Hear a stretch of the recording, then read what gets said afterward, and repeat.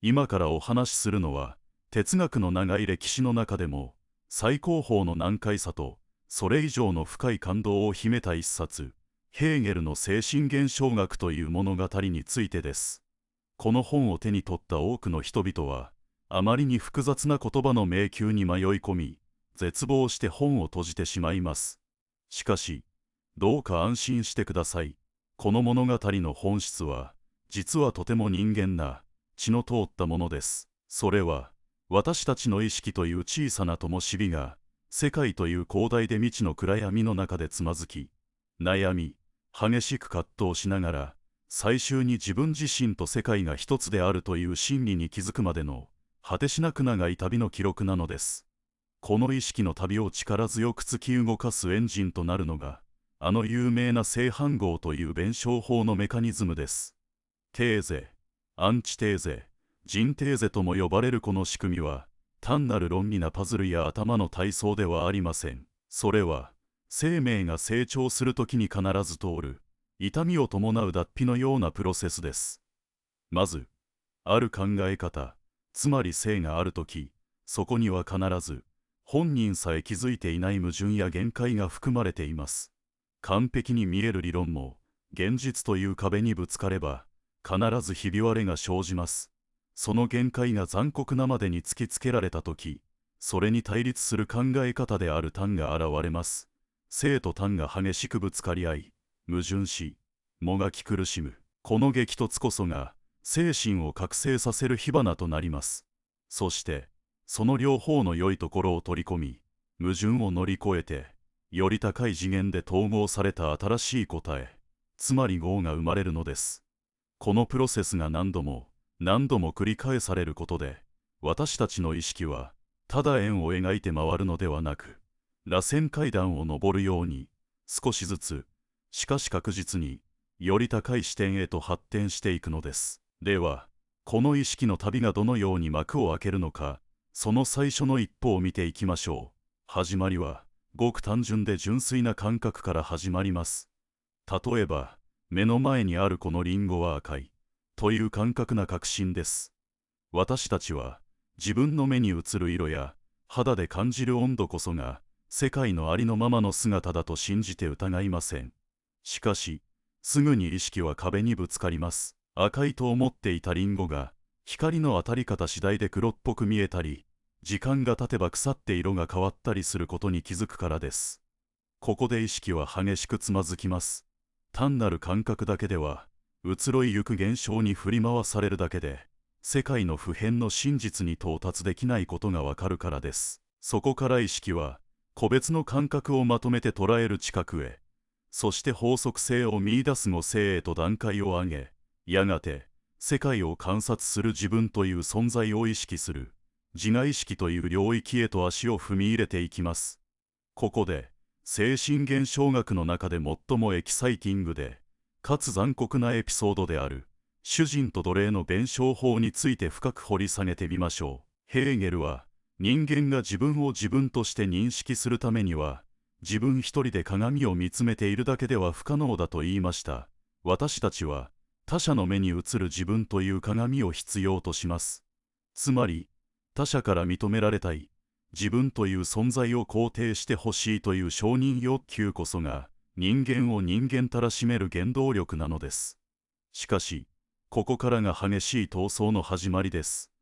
誰もが自分こそが世界の主体であり、相手に認められたいと願います。この強烈な承認欲求が正面からぶつかり合うとき、そこには単なる口論ではなく、生死をかけた壮絶な闘争が生まれます。死の恐怖に打ち勝ち、自分の独立性を証明するために命を懸けた者が主人となり、死の恐怖に屈して、生き延びるために服従を選んだ者が奴隷となります。一見すると、主人が完全な勝利を収め、すべてを手に入れたように見えます。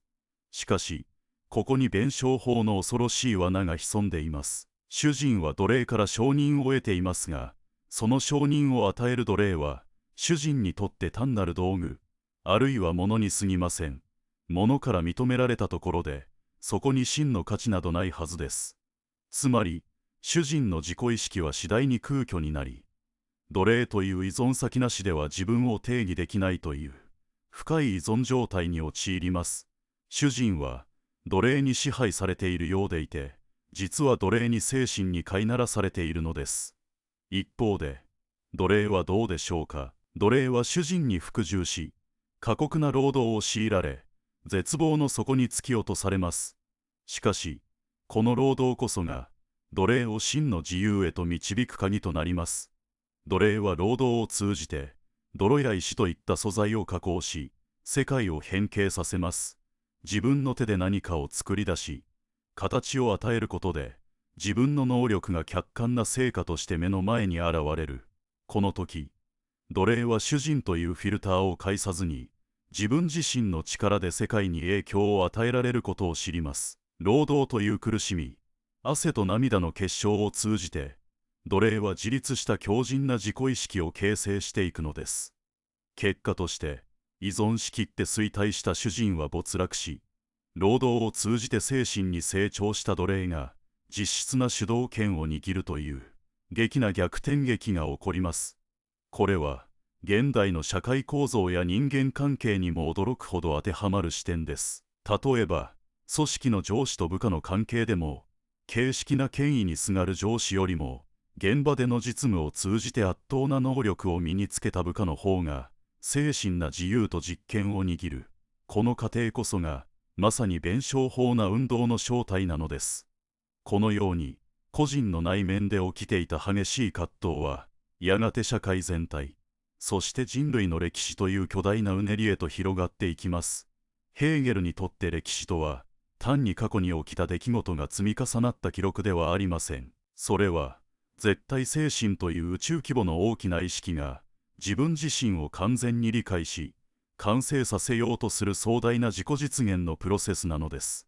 個人の内面にある主観精神は、やがて法や道徳、社会制度といった客観精神へと発展し、社会の枠組みを作ります。そして、それらがさらに昇華され、芸術や宗教、そして哲学という絶対精神の形態へと至ります。例えば、宗教は神という象徴なイメージを通じて絶対な真理を表現しますが、哲学はその象徴の裏側にある論議を解き明かし、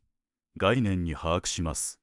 これにより、精神はもはや外部に正解を求めるのではなく、自分自身こそが世界の理法そのものであることを理解するに至ります。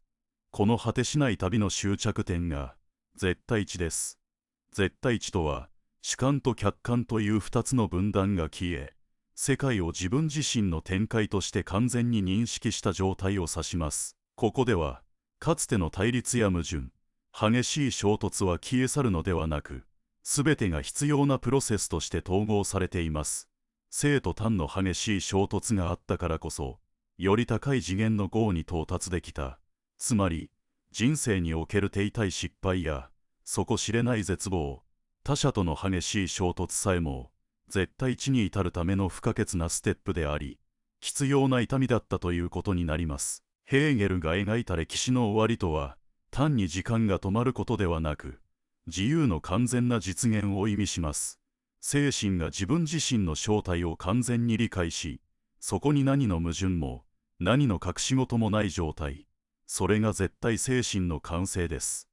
私たちは今、この瞬間も、その大きな旅の一部に組み込まれています。日々の悩みや社会な対立は、私たちをより高い意識へと押し上げるための反作用であり、それを乗り越えて統合していくことで、私たちはより自由で不変な存在へと近づいていくのです。精神現象学という本は、確かに難解で、読む者を疲れさせます。しかし、その核心にあるのは、人間がどうやって絶望を乗り越え、他者を認め、そして世界と調和していくかという、究極の成長物語です。つまずきながら、迷いながら、それでも前へ進む、その螺旋のような歩みこそが、人間であることの証明であり、精神の誇りであるとヘーゲルは教えてくれています。意識が世界になるまでの長い旅、あなた自身の人生という旅路においても、今の矛盾や葛藤、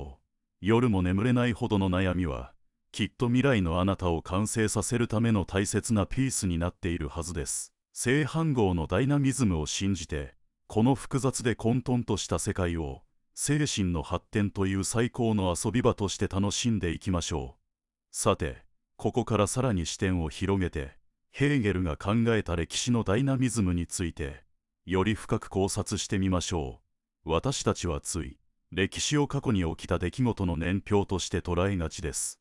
しかし、ヘーゲルにとっての歴史とは、生きた精神が自己を意識化していく、血の通った壮大なドラマでした。ここで極めて重要な概念となるのが、世界精神という考え方です。個人の意識が子供から大人へと成長するように、人類全体を包み込む大きな精神が存在し、それが時代ごとに異なる形態をとって現れる。これが世界精神です。世界精神は、ある時代の特定の個人や民族を通じて、自らの目を達成しようとします。ここで登場するのが、世界精神の道具として選ばれた人々、すなわち世界歴史個人という存在です。例えば、ナポレオンやアレクサンドロス大王のような人物を思い浮かべてください。彼らは個人の野心や底なしの権力欲に従って行動しているように見えます。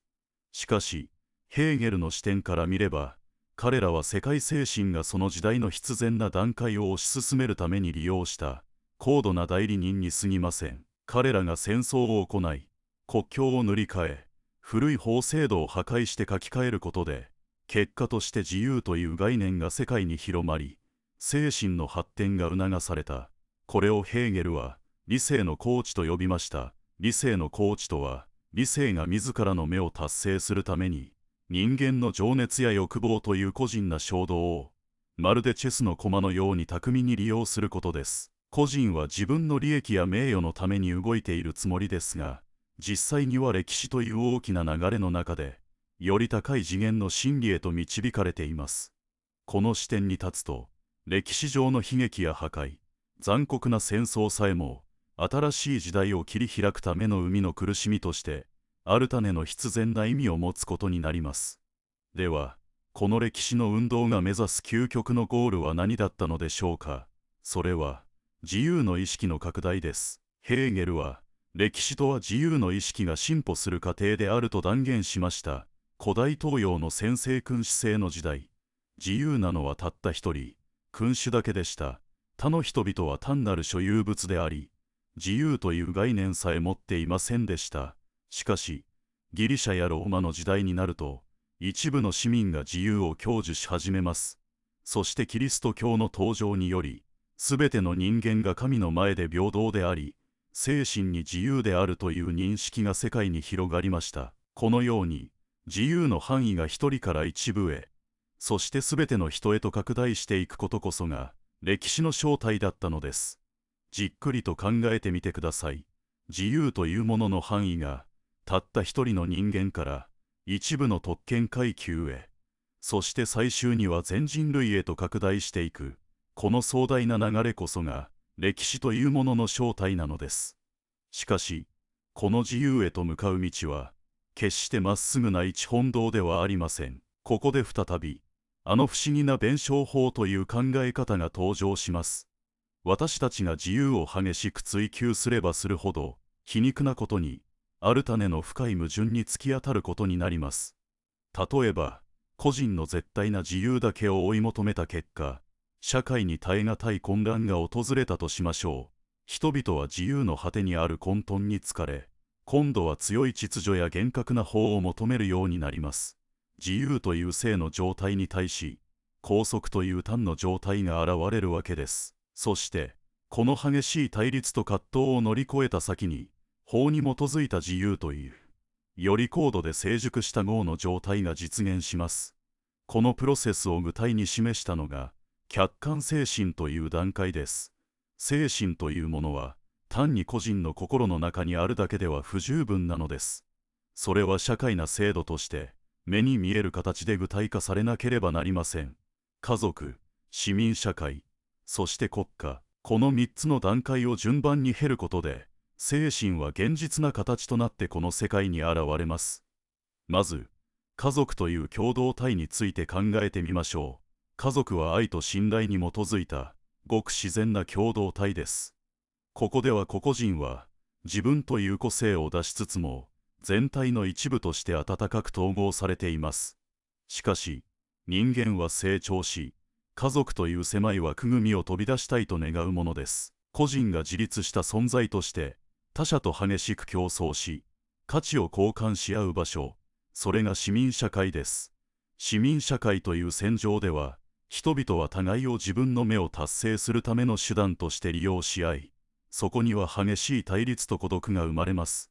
しかし、ヘーゲルはこう考えました。この対立こそが、より高い次元の統合を求めるための強力な原動力になるのだと、その最終な統合形態こそが国家です。ヘーゲルにとっての国家とは、単なる役所や統治機構のことではありません。それは、個人の自由と社会全体の共通の善が完全に調和した究極の倫理な共同体でした。国家という大きな枠組みの中で、個人は市民としての正当な権利を持ちながら、同時に自分は全体の目の一部であるという深い自覚を持つようになります。これにより、自分勝手な主観な自由と客観な法というルールが一つに溶け合い、精神は現実世界においてついに完成を見るのです。しかし、ここで一つの大きな疑問が浮かび上がります。もし国家が精神の完成型であるならば、人類の歴史はそこで幕を閉じるのでしょうか。現実の歴史を振り返れば、国家同士の激しい衝突や血塗られた革命が絶えず起きています。ヘーゲルはこれを精神がさらなる自己展開を求めてもがいている証拠だと考えました。たとえ一つの国家が完成したとしても、それが永遠に絶対な真理であるとは限りません。その国家の制度の中に時代とともに新たな矛盾が生まれ、それが反作用となって次の大きな変革を促します。この螺旋状の運動が何度も繰り返されることで、人類の意識はより不変なものへと一段ずつ高められていくのです。ここでヘーゲルの思想が後世の人々に与えた凄まじい衝撃について触れておく必要があります。彼の弟子であったカール・マルクスはこの弁証法という強力な思考ツールを受け継ぎましたが、その方向性を大きく、そして大胆に変えました。ヘーゲルが精神や意識の発展という目に見えないものに注目したのに対し、マルクスは物質な生産様式、つまり経済な構造という泥臭い現実に注目しました。精神が歴史を動かすのではなく、食うか食われるかという物質な闘争こそが歴史を動かす。これが唯物弁証法という考え方です。ヘーゲルの弁証法を逆さまにして地に足つけさせたのがマルクスでした。しかし、マルクスが説いた階級闘争による社会の発展という構図は、実はヘーゲルの正反合の構造そのものでした。資本主義という性に対し、虐げられた労働者階級という端が現れ、それが激しく衝突することで、共産主義という号に至る。ヘーゲルの思考の種が、後の世界史を根底から揺るがす革命思想の根幹となったのです。また、現代の心理学や社会学においても、ヘーゲルの承認欲求という理論は極めて重要な位置を占めています。私たちは今、SNS でいいねを求め、他者からの評価に一喜一憂して生きています。これはまさに、主人と奴隷の弁証法における承認闘争の現代版と言えるでしょう。他者に認められたい、価値があると思われたいという強烈な欲求は、私たちが自分一人では自分を定義できないという、精神な欠落感から来ています。しかし、ヘーゲルが私たちに教えようとしているのは、その承認欲求に飲み込まれて疲弊することではありません。それを乗り越えて、真に自立することです。かつての奴隷が、過酷な労働を通じて自分自身の力を発見し、主人を精神に超えたように、私たちもまた、外部からの評価という依存状態を脱し、自らの創造な活動を通じて自己を確立しなければなりません。ここで、精神現象学という長い旅路をもう一度振り返ってみましょう。意識はまず、目の前にある単純な感覚を信じました。しかし、それだけでは世界を理解するには不十分であることに気づき、知覚へと進みました。さらに、自分という存在を意識し、他者との激しい闘争を通じて承認を求めました。そして、社会という大きな枠組みの中で、法や道徳、国家という制度を構築し、自由を実現しようと試みました。この果てしなく長い旅路の中で、精神が学んだ最大の教訓は何だったのでしょうか。それは、矛盾こそが発展の唯一の原動力であるということです。私たちは、人生において矛盾や対立を避けたいと考えます。不快な感情や、自分とはどうしても相入れない他者の存在を排除して、平穏に暮らしたいと思うものです。しかし、ヘーゲルに言わせれば、それは成長を放棄することに等しい行為です。矛盾がない状態とは、変化がない状態であり、それは静止した状態、つまり死んでいるも同然なのです。正しさと正しさの衝突、理想と現実の残酷な乖離、愛と憎しみが同時に存在する心、こうした激しい葛藤があるからこそ、私たちはそれを統合しようと悩み、考え、より高い次元の答えを導き出すことができます。絶望は、希望へと転換されるための不可欠な前提条件であり、失敗は、成功をより強固なものにするための避けては通れないプロセスなのです。絶対値という到達点は、すべてを肯定することです。それは、単に現状に満足して妥協することではありません。過去に起きたすべての悲劇や、耐え難い矛盾が、今の自分に至るためにどうしても必要だったという必然性を認めることです。これをヘーゲルは和解と呼びました。自分自身の過去の取り返しのつかない過ち、他者との深い断絶、そして社会の理不尽な不条理、それらすべてを精神の発展という大きな物語の一部として優しく抱きしめること。その時、私たちは初めて運命に翻弄される奴隷ではなく、自らの人生の真の主人となることができるのです。現代を生きる私たちは、あまりにも多くの正解を求めすぎているのかもしれません。効率な生き方、正しい人間関係、失敗のない完璧なキャリア。しかし、ヘーゲルの哲学が提示するのは、効率ではなく展開であり、正解ではなくプロセスそのものです。迷うこと、間違えること、そして激しく衝突すること、それらすべてがあなたの精神を鍛え、より自由な存在へと導くためのダイナミズムなのです。世界は常に流動であり、完全に完成することはありません。しかし、その未完成さこそが、私たちが明日もまた成長し続けられる唯一の理由なのです。精神現象学という険しく高い山を登りきったとき、そこに見える景色は、単なる知識の集積ではありません。それは、世界という大きな鏡に映った、自分自身の真の姿です。私は世界であり、世界は私である。この大いなる統合の感覚こそが、絶対精神が私たちに提示する究極の自由なのです。さあ、もう一度、あなたの目の前にある矛盾を見つめてみてください。今、あなたを激しく苦しめているその葛藤は、あなたをどのような高い次元へと連れて行こうとしているのでしょうか。生と単の激しい火花の中で、新しい自分という業が生まれる瞬間を、精神は静かに待っているはずです。歴史がそうであったように、あなたの人生もまた、一つの壮大な精神の旅です。つまずき、転びながらも、螺旋を描いてゆっくりと上昇していく。その歩みを止めることなく、矛盾を抱えたまま前へ進んでいきましょ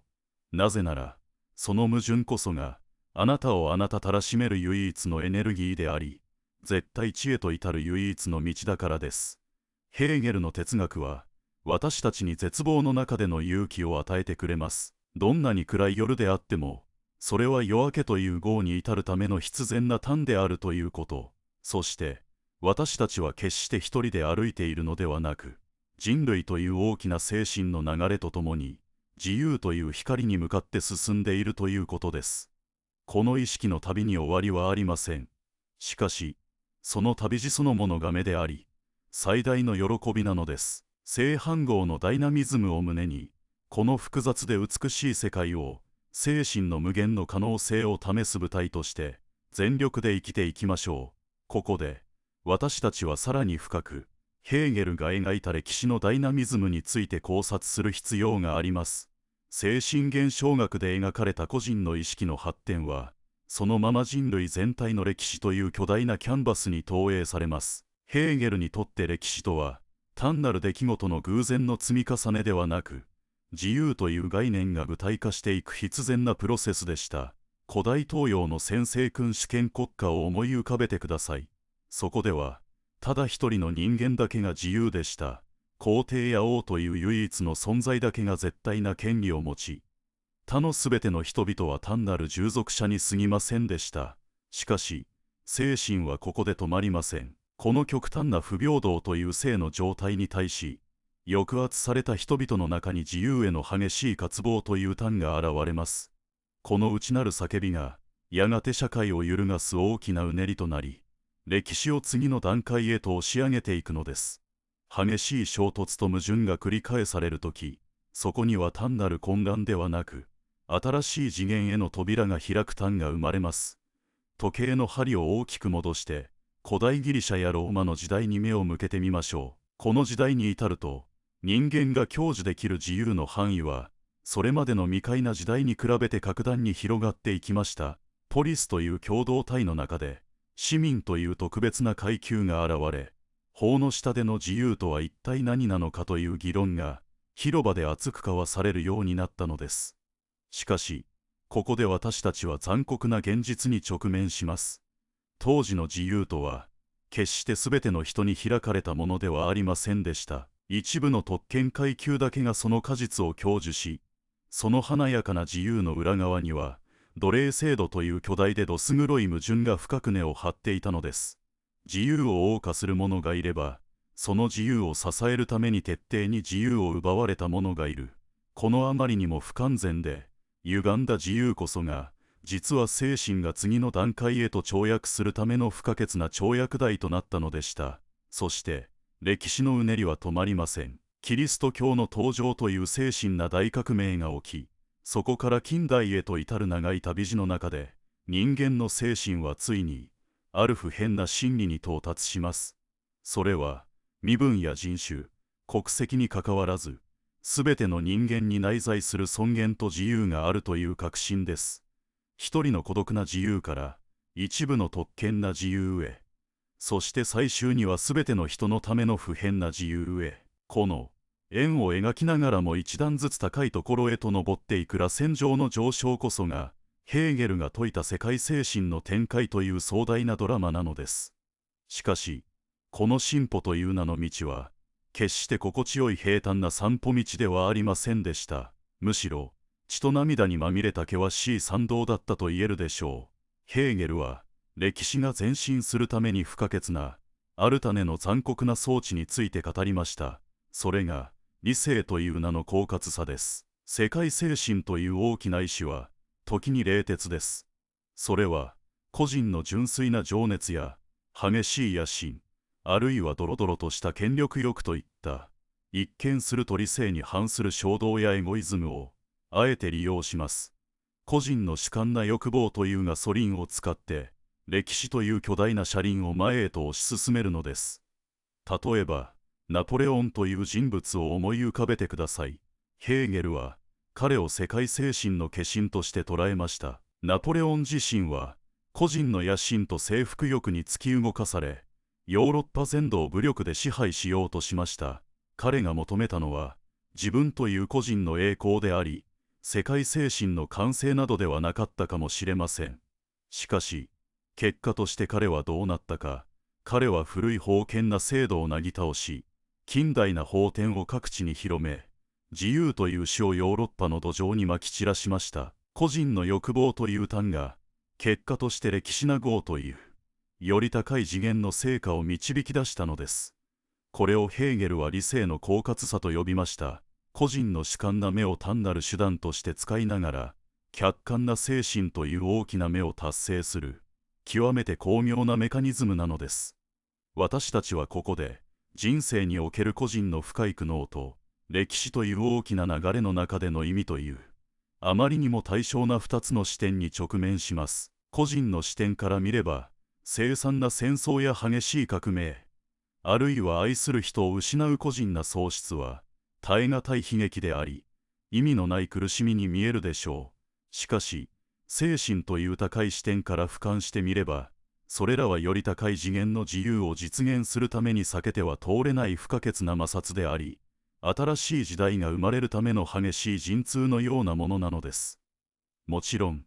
これは個人の痛みを軽視していいということではありません。むしろ、その痛みを真正面から直視し、この苦しみには一体どのような意味があるのかを問い直すことこそが、真の哲学な思考の始まりとなります。絶望の淵に立たされ、すべてを失ったと感じたとき、私たちは自分という小さな枠組みを超えて、自分という存在を歴史という壮大な物語の一つの重要な章として捉え直すことができるのです。ここで、精神現象学の核心である、客観精神と主観精神の統合について、さらに深く掘り下げていきましょう。私たちは、自分の内側にある道徳な正しさ、つまり自分だけが正しいと思う主観な正義だけでは、社会の中で生きていくことはできません。一方で、社会な法律やルールという外部からの強制力にただ盲目に従っているだけでは、それは単なる服従であり、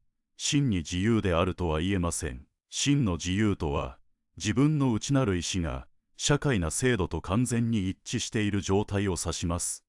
私が心から正しいと信じていることが、同時に社会にとっても正しいことである。この主観と客観の完全なる一致こそが、ヘーゲルの目指した倫理な共同体、すなわち自徒在的回答、時代精神の完成型でした。しかし、現実の私たちの社会はどうでしょうか。私たちは常に、個人の自由という叫びと、社会の規律という壁の間で激しく引き裂かれています。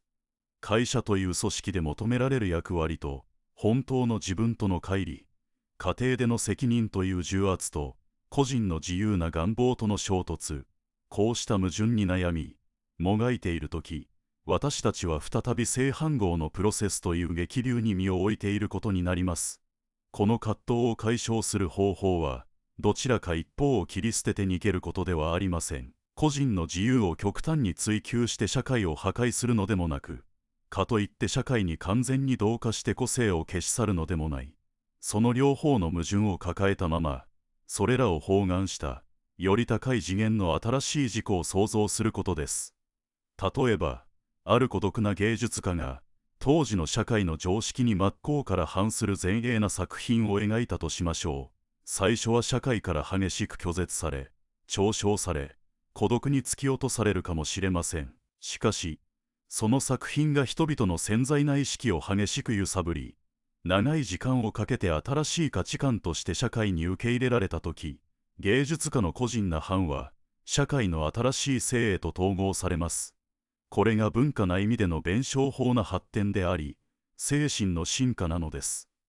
また、現代の科学技術の発展においても、この構造は鮮やかに見られます。ある理論が正として君臨し、教科書に載る絶対な真理となります。しかし、そこに反するデータや、常識を覆す新説が現れ、激しい衝突が起こります。その衝突と議論を経て、両者の良いところを取り入れた、より精緻で正確な理論へと統合される。科学の歴史とは、まさに正反合の連続であり、誤謬という端を乗り越え、間違いを認めることでしか、真理という号には到達できないのです。ここで、精神現象学における知の最高段階である絶対知について、さらに具体に掘り下げてみましょう。絶対知とは、神のように全てを知っているという全知全能の状態を指すのではありません。それは、これまで自分が見ていた世界が、実は自分自身の精神が映し出した投影であったことに気づくという、究極の覚醒のことです。私たちは通常、世界を自分とは切り離された、冷たく客観なものとして捉えています。あそこに山があり、こちらに川があり、自分とは異なる他者がいる。しかし、絶対知に至った精神は、その客観な世界こそが、精神が自分自身を認識するために作り出した巨大な鏡であったことを理解します。私が世界を認識するとき、私は単に受け取っているのではなく、世界に自分の意識を投げかけています。つまり、世界という客観な存在は、私の主観な精神が外側に現れた姿、外在化した姿なのです。そして、その外在化した世界を再び認識し、自分の内側に取り込むことで、精神は自分自身を完全に理解することになります。これは、究極の自己肯定です。自分の人生に起きたすべての出来事、出会ったすべての人々、そして経験したすべての耐え難い苦しみが、自分という精神を完成させるために絶対に必要なプロセスであったと認めること、そこに一切の後悔のない絶対な肯定感が生まれます。しかし、この絶対知への道は極めて孤独で険しいものです。ヘーゲルは、精神が自己を認識するためには、一度自分を完全に否定し、他者という異質な存在に直面しなければならないと説きました。他者は、私にとっての絶対な単です。私の思い通りにならない存在であり、私の価値観を真っ向から否定する存在です。しかし、この他者がいなければ、私は自分の輪郭を知ることができません。鏡がなければ自分の顔が見えないように、他者という単があって初めて、私は自分という性を認識できるのです。したがって、他者との衝突や対立は、避けるべき不幸ではなく、むしろ歓迎すべき成長の機会となります。激しくぶつかり合い、互いの違いに絶望し、それでもなお共存する方法を模索する、その泥臭いプロセスこそが、個人の精神を絶対知へと押し上げる強力なエンジンとなるからです。現代社会において、私たちは多様性を尊重することを求められています。しかし、単に違いを認めて静かに共存するという、いわば静かな調和だけでは、精神の発展は止まってしまいます。真の多様性とは、異なる価値観が激しく衝突し、火花を散らし、そこから全く新しい価値が創造されるダイナミックなプロセスであるべきです。正しさと正しさの衝突を恐れず、対立を創造なエネルギーへと変換すること、それが、ヘーゲルが現代の私たちに突きつける挑戦状なのです。ここで、精神現象学の構造を、私たちの日常な感情の動きに当てはめて考えてみましょう。例えば、深い喪失感を経験したとき、私たちは世界が崩壊し、足元の地面が消えたように感じます。しかし、その絶望という端を十分に経験し、そこまで落ちた人は、以前よりも深い共感力と、生への強い執着を持つようになります。絶望という否定な状態を経ることで、単なる表面な幸福よりも強固な、統合された精神な安定を得る。これはまさに、感情レベルでの正反合です。悲しみを知らない人間は、真の意味で喜びを理解することはできません。光を知るためには、必ず深い闇を通り抜けなければならないのです。ヘーゲルの哲学は、私たちに、人生のあらゆる局面を肯定する視点を与えてくれます。今、あなたが直面している困難、誰にも理解されない孤独、あるいは拭いされない後悔、それらすべては、あなたの精神がより高い段階へと進化するための必然な反のプロセスなのです。もし人生が最初から最後まで平坦で矛盾のない道であったなら、あなたの精神は未熟なまま、浅い意識の段階で止まっていたことでしょう。激しい嵐があるからこそ根が深く張り、凍てつく冬があるからこそ、春の訪れに真の歓喜を感じることができる。精神現象学という壮大な旅は、最終に私たちをどこへ連れて行くのでしょうか。それは、私たちが自分自身の人生という物語の作者であり、同時にその物語を読み解く読者でもあるという自覚へと導きます。私たちは、運命という脚本に操られるだけの操り人形ではありません。運命という単が現れたとき、それにどう向き合い、どのような業を導き出すか、その選択こそが、私たちの自由であり、精神の力なのです。世界精神は、私たち一人一人の意識を通じて、今この瞬間も展開し続けています。あなたの悩み、あなたの挑戦、あなたの愛と憎しみ、そのすべてが、人類という大きな精神の織りなす壮大なタペストリーの一本の糸となっています。あなたが自分自身の内側に潜む激しい矛盾に悩み、それを乗り越えようと必死にあがいているとき、実はあなたは同時に人類全体の自由という壮大な歴史を前進させていることになります。個人の魂が救われることと、この世界全体が救われること、この2つは決して切り離された別々の問題ではありません。それらは一つの大きな、そしてダイナミックな弁証法なプロセスの中で密接に、そして必然に統合されているのです。したがって私たちは自分自身の不完全さを恥じたり情けなく思ったりする必要は全くありません。むしろ不完全であること、そして矛盾を抱えていることこそがあなたがまだ発展する可能性を秘めているという何よりの証拠なのです。想像してみてください。完全に完成され一点の曇りもないものはもはや変化することができません。それは静止し、直しに向かって衰退していくのを待つだけです。一方で、未完成であるということは、あなたの前には無限の未来が開かれているということであり、まだ見ぬ自分へと進化できるチャンスが無限にあるということにたなりません。ヘーゲルの思考をたどるという旅は、単に難解で分厚い哲学書を読み解くという作業ではありません。それは、自分自身の内なる矛盾というくらい深淵と向き合い、その矛盾を拒絶するのではなく、あえて抱きしめる勇気を持つことです。自分が信じる正しさを追求し、しかしそれに反する残酷な現実に直面して絶望する。それでもなお、その正しさと絶望という相反する両方を統合して、誰も見たことのない新しい地平を切り開いていく、この終わりのない無限のサイクルこそが、人間として生きるということの本質であり、生命の躍動そのものなのです。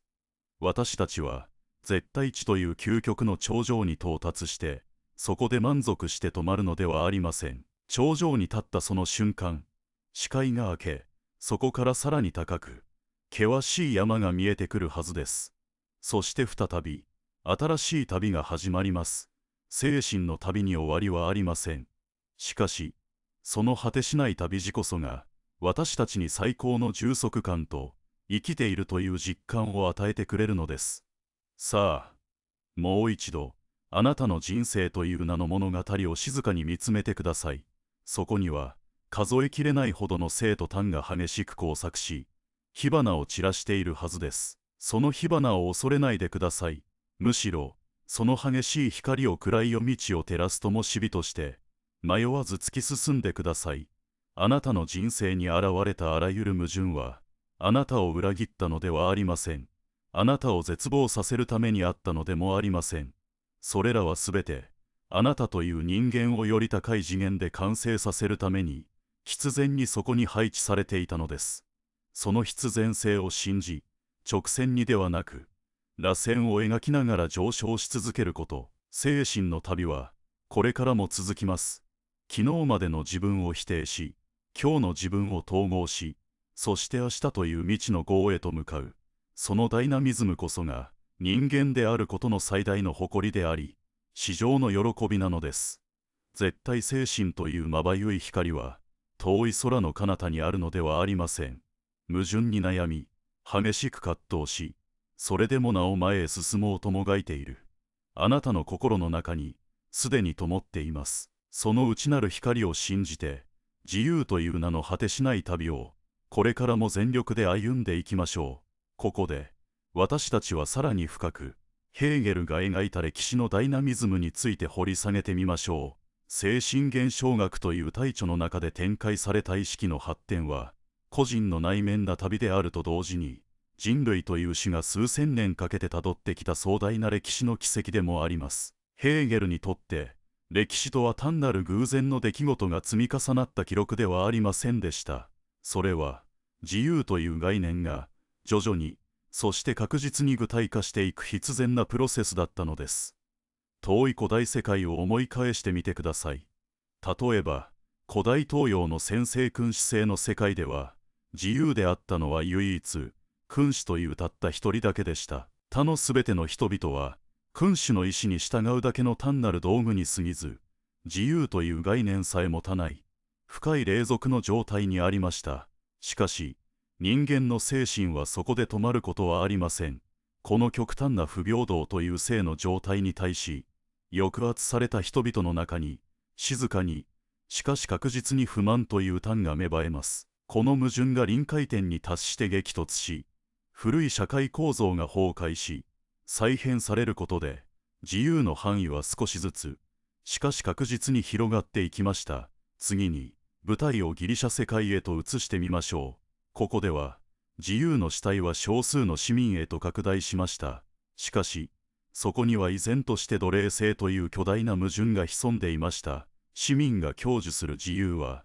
その裏側にある奴隷の不自由という犠牲の上に成り立つ、極めて不安定な構造だったのです。しかし、この矛盾こそが、さらなる発展を促す強力なエンジンとなりました。正義を求める精神は、一部の特権階級だけでなく、すべての人間に適用される不変な法と権利を模索し始めたのです。そして、長い時間をかけて近代に至り、私たちはついに、人間であるというだけで誰もが自由であるという認識に到達しました。しかし、ヘーゲルはここで非常に重要な警告を発しています。単に法律の上で自由であるということ、つまり形式な自由だけでは不十分であるということです。真の自由とは、個人の個人な欲望が、社会な道徳や共同体の目と矛盾なく統合された状態、すなわち人倫な自由であるべきだと彼は説きました。この歴史な視点から見ると、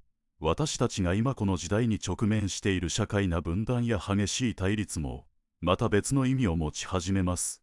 右と左、保守と革新、伝統と近代化、これらの激しい対立は、一見すると社会の崩壊や混乱のように見えるかもしれません。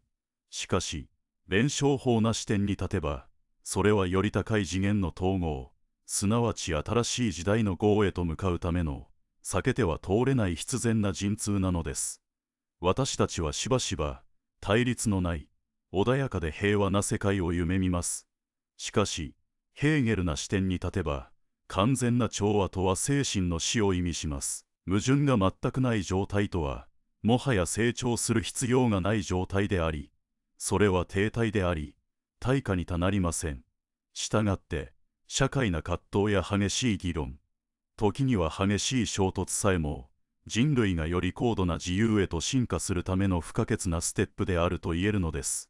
ここで、ヘーゲルの思想が後世に与えた巨大な影響についても触れておく必要があります。彼の弁証法は、後にカール・マルクスによって継承され、唯物弁証法という形に変容しました。ヘーゲルが精神の発展という内面な動きに注目したのに対し、マルクスは物質な生産様式と階級闘争という経済な矛盾に注目しました。しかし、ただし、反合というダイナミックな構造を用いて、歴史を必然な発展のプロセスとして捉える視点は、両者に共通しています。また、現代の心理学や社会学においても、ヘーゲルの影響は色濃く見出せます。例えば、自己と他者の相互承認を通じて自己を形成するという承認の理論は、現代のアイデンティティ論の基礎となっています。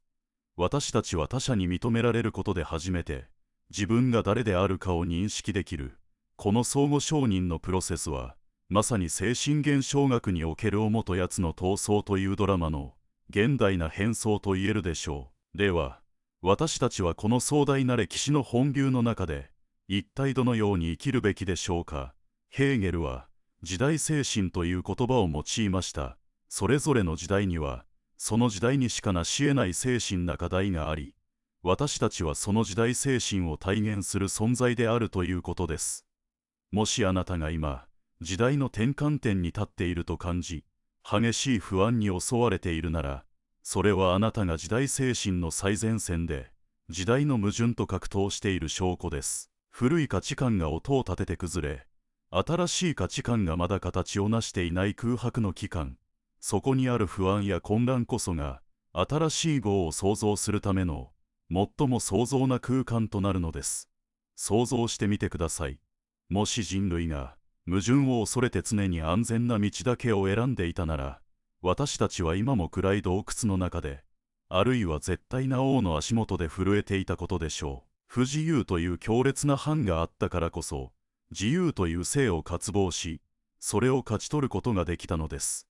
私たちの人生も全く同じです。人生における最大の転機は、常に最大の危機とともにやってきます。絶望な状況、取り返しのつかない失敗、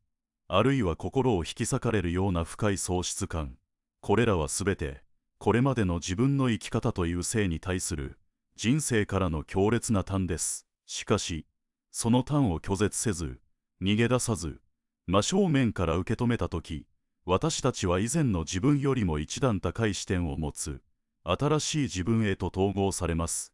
これをヘーゲルは使用、すなわちアウフヘーベンと呼びました。単に古いものを捨てるのではなく、また単に現状を維持するのでもなく、矛盾する両者を高い次元で保存しつつ、さらに昇華させること、これが精神の進化の正体です。例えば、若さゆえの燃えるような情熱という性が、冷酷な現実の壁という端にぶつかり、激しく挫折したとしましょう。そこで情熱を完全に捨てて、冷笑な人間になるのは、単なる否定です。一方で、現実を完全に無視して情熱だけにすがりつくのは、単なる固執です。しかし、情熱を持ち続けながらも、同時に現実な戦略を練ることができる成熟した大人へと成長することは、至要です。情熱と現実という、一見矛盾する二つの要素を統合し、より強力な人生の推進力へと変えた状態です。このように、弁証法は単なる論理学のルールではなく、生き方そのものです。矛盾を敵として排除するのではなく、成長のためのパートナーとして迎え入れること、葛藤をストレスとして忌避するのではなく、進化のための燃料として活用すること、それが、絶対精神へと向かう旅人の正しい作法です。また、ヘーゲルの哲学は、私たちに深い謙虚さと、同時に揺るぎない勇気を与えてくれます。謙虚さとは、自分一人の正しさが絶対ではないことを知ることです。自分の正しさは、常に他者の端によって修正され、更新される運命にあります。そして勇気とは、その修正という痛みを引き受け、それでもなお前進し続けることです。私たちは、自分自身の不完全さを嘆く必要はありません。むしろ、不完全であるからこそ、私たちは無限に更新され続けることができるのです。完璧な円は閉じられていて逃げ場がありませんが、螺旋は常に外側へと広がりながら、どこまでも上昇し続けます。私たちの人生というものは、ある一点の完成を目指してまっすぐに突き進む直線のような道ではありません。それはむしろ、同じ場所を回っているようでいて、実は少しずつ高いところへと登っていく、深く、そして静かな螺旋のような旅路なのです。今、この瞬間も、あなたは自分自身の人生という迷宮の中で、もがいているかもしれません。しかし、その足取りこそが、精神という名の大きな旅の正体なのです。ヘーゲルの精神現象学という壮大な旅路を、今一度ゆっくりと振り返ってみましょう。そこには、まず、ポツンと一人取り残された孤独な個人の激しい苦闘から物語が始まっていました。誰にも理解されず、ただ自分という狭い殻の中に閉じこもっていた精神が、外の世界へと目を向け、他者という未知の存在に出会う。そこから、社会な承認を求める激しいぶつかり合いが始まります。相手に認められたい。自分を価値ある存在だと思わせたい。そんな切実な願いから生まれる葛藤は、時に残酷な習従関係を生み出しますが、それは精神が成長するために避けては通れない通過儀礼でした。そこからさらに、法という共通のルールが生まれ、道徳という内なる良心が確立され、やがて精神は、自分という小さな子を超えて、世界全体を自分の一部として認識する絶対値という、究極の到達点へと向かっていきます。このあまりにも巨大なプロセスは、決して教科書の中だけの話ではありません。私たち一人一人の、ごくありふれた人生の中にも、ミクロな形で、何度も、何度も繰り返されているのです。思い出してみてください。幼い子供だった頃、私たちは親という絶対な他者に完全に依存していました。親が世界のすべてであり、親の言葉が絶対な真理だったあの頃。しかし、成長とともに、私たちはその絶対な世界に疑問を持ち始めます。青年期に訪れる激しい反抗心、それは単なるわがままではなく、親という正しさを否定することで、自分という子を確立しようとする、精神の必然な反動だったのです。そして成人し、社会というさらに巨大で複雑なシステムの中に放り込まれます。そこでは、組織の中での役割や、社会な責任という新しい枠組みの中で、自分はどうあるべきかという問いに直面します。もがき、悩み、時には挫折しながら、自分の居場所を見つけ出そうとする。やがて人生の円熟期を迎え、ふと振り返った時、私たちは気づくはずです。かつての激しい怒りも、深い悲しみも、すべては自分という人間を形作るために必要なプロセスだったことに、個人のエゴという小さな殻を越えて、歴史や生命という大きな流れの中に、自分という存在を静かに位置づける、この人生のサイクルこそが、精神現象学という哲学の生きた実践に他ならないのです。したがって、今、あなたが心の中で感じている耐え難い孤独や、出口の見えない葛藤は、決してあなたを壊すためのものではありません。それは、あなたという精神が、今よりもさらに広い世界へと接続しようとしている、切実なサインなのです。古い殻を破る瞬間には、必ず痛みが伴います。しかし、その痛みこそが、あなたが新しい世界へ飛び出すための準備が整ったことを教えてくれる合図なのです。殻の中にとどまっていれば安全かもしれませんが、そこには成長も、本当の意味での自由もありません。世界精神という大きな意志は、止まることなく、絶えず動き続けています。それは、歴史に名を残す誰か一人の天才や、強力な権力を持つ指導者が一方に導くものではありません。むしろ、歴史の表舞台に立つことのない、名もなき数多くの人々が、それぞれの場所で、それぞれの矛盾に悩み、もがき、戦い、そしてそれを統合しようとする、静かな意志の集積によって前進しているのです。あなたが夜も眠れないほど抱えているささやかな悩みも、誰にも気づかれることのない、心の中での静かな決断も、そのすべては、人類という大きな精神が自由を拡大するための、なくてはならない不可欠なピースなのです。あなたの苦しみは、あなただけの所有物ではなく、人類全体の進化という大きな物語の一部として組み込まれています。私たちは、歴史という壮大な物語に配役された登場人物であると同時に、その物語を書き換えるペンを握った作者でもあるのです。もし、あなたの人生に運命という名の残酷な犯が現れたとき、それをただ嘆き、絶望して終わらせないでください。むしろ、そこからどのような新しい答え、つまり業を導き出すかという、創造な問いを立ててください。正反対の二つの力がぶつかり合い、火花を散らすとき、そこには必ず、どちらか一方だけでは到達できなかった、より高い次元の真実が隠されています。絶望の淵に立たされ、もう一歩も前に進めないと感じたとき、どうか思い出してください。そこは、精神が最も激しく、そして高く跳躍する直前の地点であることを、夜が深ければ深いほど、そこから昇る朝日は強烈な光を放ちます。矛盾が激しければ激しいほど、そこから生み落とされる新しい価値は、何者にも揺るがされない強固なものとなります。絶望は、希望の裏返しではなく、希望へと至るための唯一の跳躍台なのです。精神の旅に、本当の意味での終わりはありません。しかし、その終わりのなさにこそ、無限の希望が宿っています。私たちは、死ぬその瞬間まで、更新され続ける存在なのです。昨日までの自分を、心地よく否定してください。過去の自分に固執せず、それを乗り越えていく。そして、今ここにいる不完全な今日の自分を、ありのままに抱きしめてください。そして明日という、まだ誰も見たことのない未知の可能性へと、勇気を持って自分を投げ出す。このダイナミズム、この絶え間ない変化と更新こそが、生きていることの最高の贅沢であり、人間として生きる誇りなのです。さあ、もう一度、あなたの目の前にある矛盾を見つめてください。それはあなたを苦しめる障害物ではなく、あなたを次のステージへと押し上げるための階段です。その階段を一段ずつ、ゆっくりと登っていきましょう。時には足を踏み外し、転んで泥にまみれることもあるでしょう。それでも、その転んだ経験さえもが、あなたの精神をより深く、より豊かにしてくれます。確実に、一歩ずつ、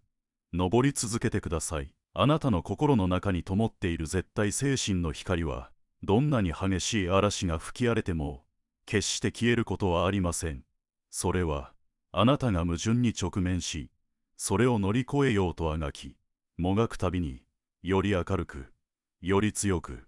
まばゆいばかりの輝きを増していきます。自由という名の果てしない旅路、それを恐れる必要はありません。むしろ、その不確かさを楽しみ、誇りを持って、これからも歩み続けてください。世界は、あなたという矛盾を通じて、また一つ、新しい自由へと近づいています。